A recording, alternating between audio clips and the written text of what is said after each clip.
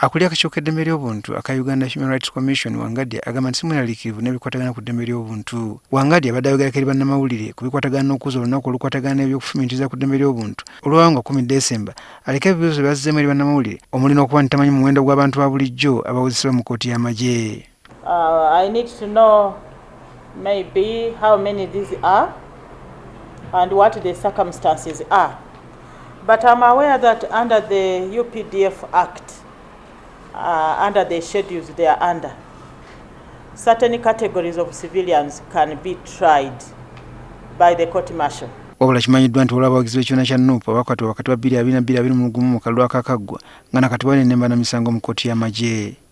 Ekibiina kye kimu ekya NUP era kibadde kiri mu kubinkana ne gavumenti obuwagizi bwakyo bekirumiza nti baabuzibwawo ebyokwerinda. Wangadya era ategeezeza ng'ekibiina kya NUP kitali kyesimbu ku bantu abaabula nga tekisaana kumuteekako kazito kubazuula. Naye ebintu bino binyiiza mumanye ekituufu ow'ekitiibwa Mpuuga ekituufu akimanyi. Ate n'ekirala bwe baba nti baba balina abantu be babanja nti baawambibwa babanje bali be bateebereza nti baawamba abantu baabwe. Naye kati nze Wangadya omukazi omunaku nga nze nina obusobozi obuwamba. Do I have capacity to abduct anyone? I don't have that capacity. Naye kyengenza okulaba nti waliwo ekobaane okulaba nti ensonga eno teva mu ddiiro. Ensonga eno ya kiwaani nze saagala kubindeetamu all the time. Ne tukulembera ab'enganda zaabwe bakyala baabwe bazadde baabwe ne tubatwalayo ku ofisi y'akakiiko eddembe ly'obuntu ne tumala essaawa nga 2 nga batuggyako ebintu bino babiwaayo babikola mu kopi ne batugamba katubifune tujja kubaddira tebannaba kutuddira.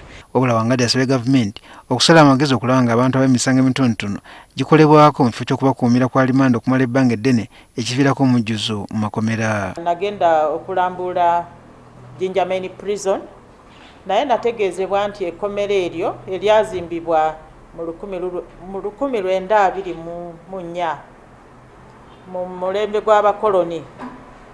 Ekkomera eryo lyazimbibwa nga lyakusulwamu abasibe abatasuuka mu 3 naye wenjogerera kati abasibe abalimu bagenda mu 3,000.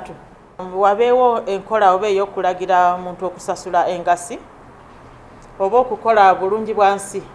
Ono agamba nti mugumu kubikoleddwa okulaba ng'eddembe ly'obuntu lisibwamu ekitiibwa naddala eryo ery'obwebange. Olunaku lw'eddembe ly'obuntu lwakujjukirwa nga 10 omwezi guno.